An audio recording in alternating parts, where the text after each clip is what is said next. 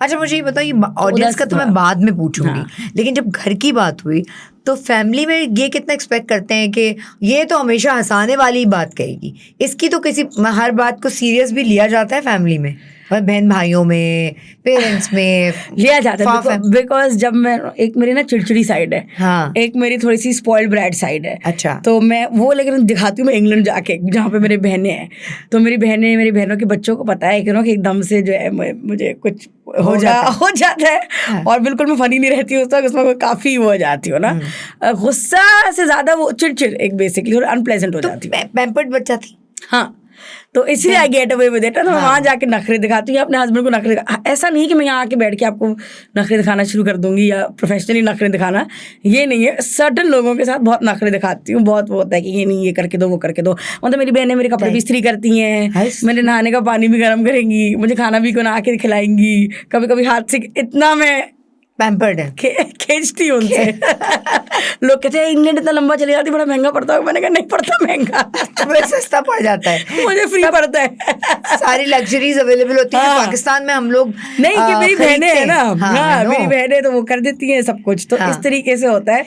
तो और अब मुझे ना स्पेस भी बहुत चाहिए होती है, तो वहाँ पे ये होता है कि हम लोग सब साथ बैठे हुए, बड़ा मजा आ रहा है, कुछ टाइम बाद मुझे होगा नहीं, मुझे स्पेस चाहिए। अच्छा। तो उनको पता है, अंडरस्टैंड। मैंने बोला अच्छा मैं जाऊंगी 2 दिन अकेले जाऊंगी, मुझे नहीं पता मैं अकेले जाऊंगी। तो अच्छा, ऐसा भी करती हो? हाँ, आगे ब्राइटन चली गई। वो स्पेस कितनी इंपॉर्टेंट किस लिए, मतलब उसमें तुम अपना जो मी टाइम है, उसमें वो सोचती हो अपने काम के बारे में, या you take a break from the environment?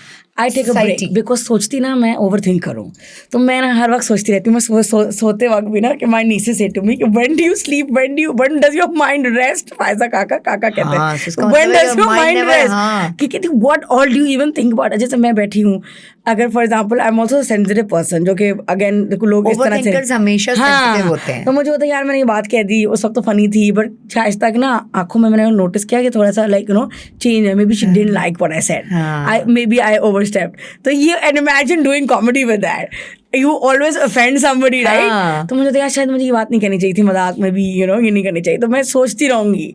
तो I need a break from thinking about people and people's feelings and my own feelings।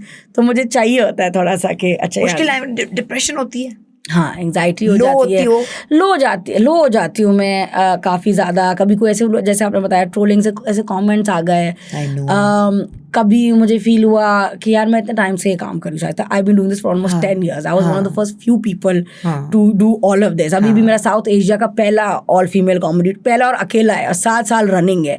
पर मुझे लगता है कि कभी कभी हमारा मेन स्ट्रीम मीडिया उसको इतना वैल्यू नहीं करता, ऐसा नहीं इतना वैल्यू नहीं करता। मतलब I been covered globally, but Pakistan में मुझे लगता है कि वही फालतू टाइप करते हैं काम।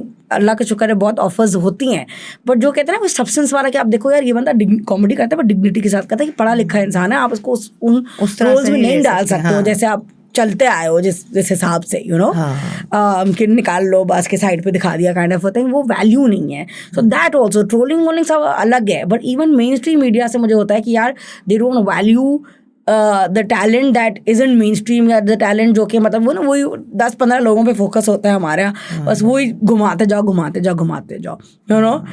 they'll appreciate me, they'll invite me to things, I'm very much a part of, I would say, mainstream media in the sense that people have always been nice to me मिलने में, but I think कि जो एक actual value होती है